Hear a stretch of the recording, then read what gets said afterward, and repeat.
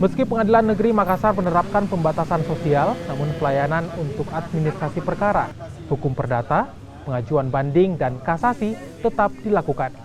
Selain itu, pelayanan yang bersifat darurat dilakukan pengecualian, seperti perkara pidana yang penahanan terdakwa tidak bisa ditunda. Pembatasan sosial ini dilakukan setelah 6 orang pegawai Pengadilan Negeri Makassar yang positif COVID-19, yang terdiri dari 3 orang panitera pengganti, 2 jurusita, dan 1 tenaga honorer. Keenam pegawai ini merupakan orang tanpa gejala dan kini menjalani isolasi mandiri.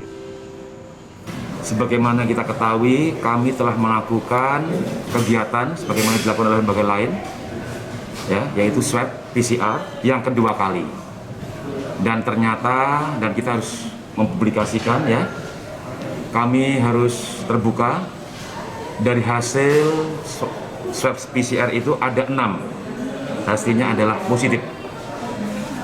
6 itu terdiri dari 3 panitera pengganti, semuanya perempuan atau ibu atau wanita, dan 2 jurusita, 1 tenaga honorer kami.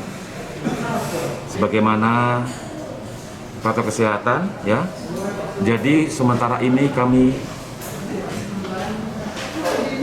hentikan atau melakukan kegiatan terbatas dulu.